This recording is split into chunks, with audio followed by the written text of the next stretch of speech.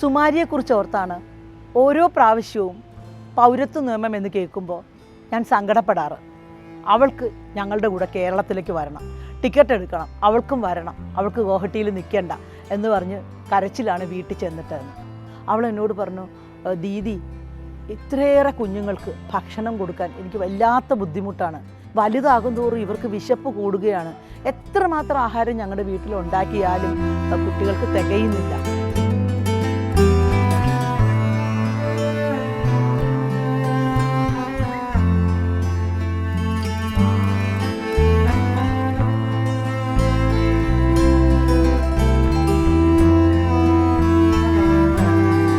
ബീന കണ്ട ലോകം എന്ന എൻ്റെ യൂട്യൂബ് ചാനലിലേക്ക് സ്വാഗതം.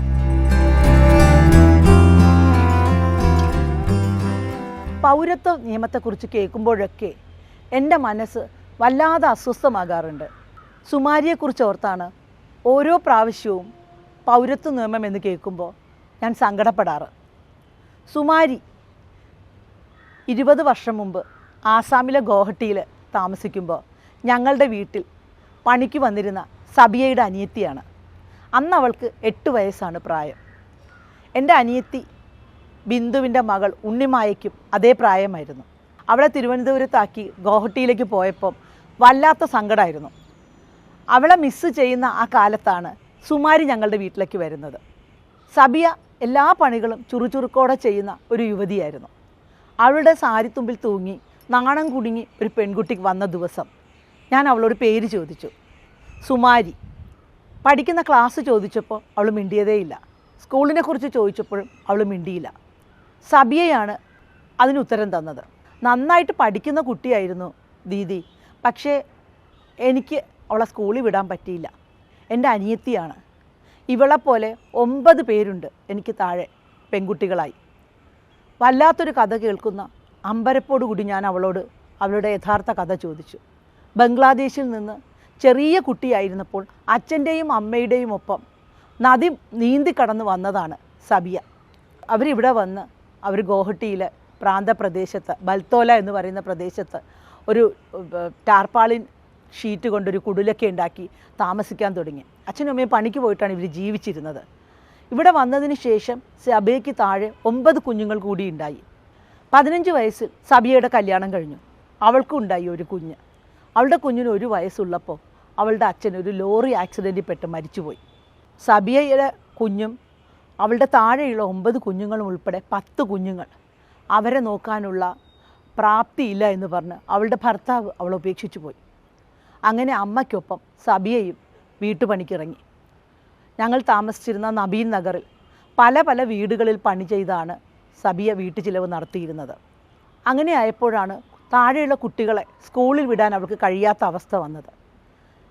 സുമാരി മിടുക്കിയാണെന്ന് കേട്ടപ്പോൾ അവളെ പഠിപ്പിക്കണമെന്ന് ഞാൻ നിർബന്ധം പിടിച്ചു. അതിനുള്ള ശേഷി സബിയയ്ക്കില്ല എന്നറിഞ്ഞ് ഞങ്ങൾ അവളെ പഠിപ്പിക്കാൻ തീരുമാനിച്ചു. അവൾക്ക് വീണ്ടും അഡ്മിഷൻ വാങ്ങി പുതിയ വേഷങ്ങളും പുസ്തകങ്ങളും ബാഗും ഒക്കെ വാങ്ങി സുമാരിയെ സ്കൂളിൽ വിട്ടു. എന്നും വൈകിട്ട് സ്കൂൾ വിട്ട് അവൾ ഞങ്ങളുടെ വീട്ടിൽ വരും. ഞാനും അവളും കൂടി കുറേ ചെടികൾ നട്ടു, അവയ്ക്ക് വെള്ളം ഒഴിക്കും. തുണികൾ കൊണ്ട് മുറിച്ച് പൂക്കൾ ഉണ്ടാക്കുന്ന ഹോബിയിൽ അവൾ പങ്കുചേരും. അതിനുവേണ്ടി എന്നെ സഹായിക്കും. എനിക്ക് അവൾക്ക് സംസാരിക്കാൻ ഒരു ഭാഷയും ഇല്ലായിരുന്നു. അവളുടെ ബംഗ്ലാ ചുവയുള്ള ആസാമീസ് എനിക്ക് മനസ്സിലാവില്ലായിരുന്നു. എനിക്കറിയുന്ന പരിമിതമായ ഹിന്ദി അവൾക്ക് മനസ്സിലാവില്ല. പക്ഷെ ഞങ്ങൾ ആ 2 വർഷത്തോളം ഒരുപാട് സംസാരിച്ചു.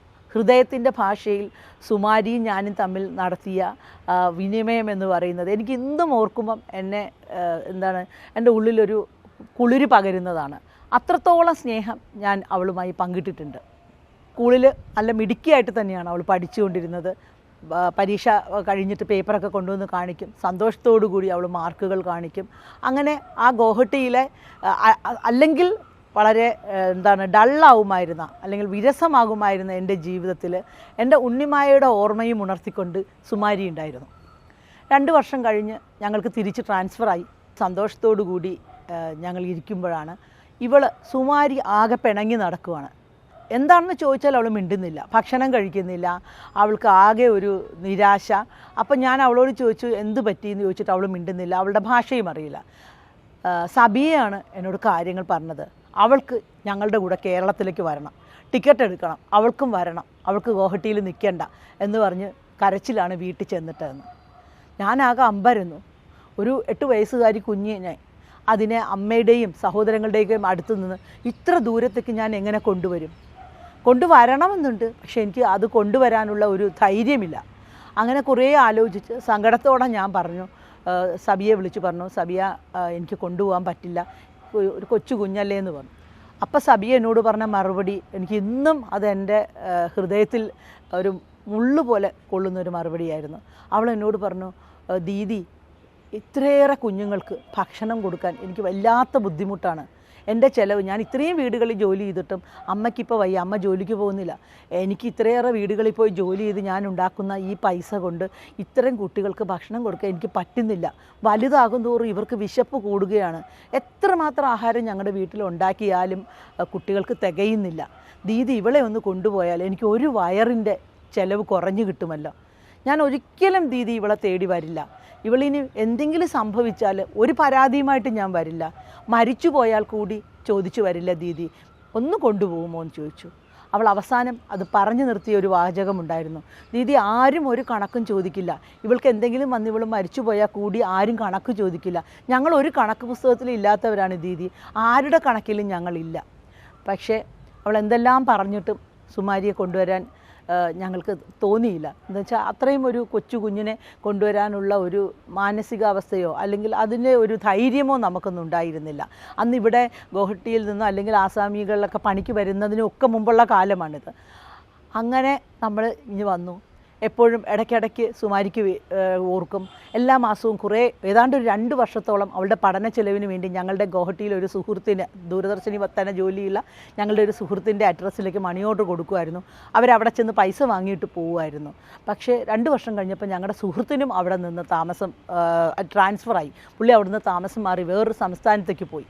അപ്പോൾ സുമാരിയുടെ അഡ്രസ്സോ അല്ലെങ്കിൽ അവൾക്ക് പണം എത്തിക്കാനുള്ള വഴികളോ ഒക്കെ അടഞ്ഞു.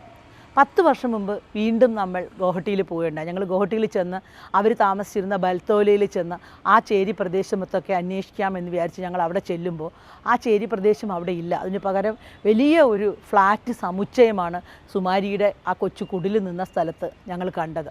അങ്ങനെ സുമാരിയെ കണ്ടുപിടിക്കാനാവാതെ അവൾ എന്ത് ചെയ്യുന്നുവെന്നറിയാതെ സങ്കടത്തോടു കൂടി ആ പ്രാവശ്യം ഗോഹട്ടിയിൽ നിന്ന് തിരിച്ചു വന്നു. ഇപ്പോൾ ശരിക്കും അവൾക്ക് 28 വയസ്സായി കാണും. അവൾ എവിടെയാണ് എന്ന് ഞാൻ ഇടയ്ക്കിടെ ആലോചിക്കാറുണ്ട്. ആ കൊച്ചിനത്തെ ഒരു ഫോട്ടോ എൻ്റെ കയ്യിലുണ്ട്, പക്ഷേ സുമാരി എവിടെയാണ് എന്ന് ഞാൻ ഇടയ്ക്കിടെ ആലോചിക്കാറുണ്ട്. അവൾ പഠിച്ചു വലുതായോ, അവൾ കല്യാണം കഴിച്ചോ, അവൾ വേറെ ഏതെങ്കിലും സംസ്ഥാനത്തേക്ക് ജോലിക്ക് പോയോ, ഒന്നും അറിയാൻ നിവർത്തിയില്ല. ഇപ്പോൾ ശരിക്കും അവളെക്കുറിച്ച് ഓർക്കുമ്പം എനിക്ക് വല്ലാത്തൊരു സങ്കടം തോന്നുന്നത് അവളെക്കുറിച്ച് മാത്രമല്ല, നമ്മുടെ ഇന്ത്യയുടെ പല ഭാഗങ്ങളിൽ സുമാരിയെപ്പോലെ ഒരുപാട് കുഞ്ഞുങ്ങൾ വലുതായവരും എങ്ങോട്ട് പോകണമെന്നറിയാതെ ഈ പുതിയ നിയമത്തിൻ്റെ ഒരു പശ്ചാത്തലത്തിൽ അന്തം വിട്ട് ജീവിക്കുന്നുണ്ടാവും. അവരുടേതല്ലാത്ത തെറ്റിന് ആരൊക്കെയോ ഉണ്ടാക്കിയ അതിരുകളിൽപ്പെട്ട് തകർന്ന് പോകുന്ന മനുഷ്യർ, ജീവിതങ്ങൾ കരിപ്പിടിപ്പിക്കാൻ പറ്റാതെ പോകുന്ന മനുഷ്യർ, അങ്ങനെ ലക്ഷോപലക്ഷം മനുഷ്യർക്കിടയിൽ എനിക്ക് എത്രയോ സ്നേഹം തന്ന എൻ്റെ കൊച്ചു സുമാരിയുമുണ്ടല്ലോ എന്ന് ഓർത്ത്, അവളുടെ ഭാവി എന്താവുമെന്നോർത്ത്, അവളെപ്പോലെയുള്ള ഒരുപാട് മനുഷ്യരെക്കുറിച്ച് ഓർത്ത് ഈ കഴിഞ്ഞ പല ദിവസങ്ങളിലും വല്ലാത്ത സങ്കടം വരാറുണ്ട്. ഇതിനൊക്കെ പരിഹാരം എന്തെന്നറിഞ്ഞുകൂടാ, എങ്കിൽ പോലും എല്ലാവർക്കും നല്ലത് വരണം എന്ന് ചിന്തിക്കുന്ന എല്ലാ മനുഷ്യരും സന്തോഷത്തോടു കൂടിയും സമാധാനത്തോടു കൂടിയും ജീവിക്കണം എന്ന് ആഗ്രഹിക്കുന്ന നമുക്ക് ഉണ്ടാവുന്ന ഒരു സങ്കടമുണ്ട്. ആ സങ്കടമാണ് സുമാരിയും പൗരത്വ നിയമവും എന്നിലുണ്ടാക്കുന്നത്.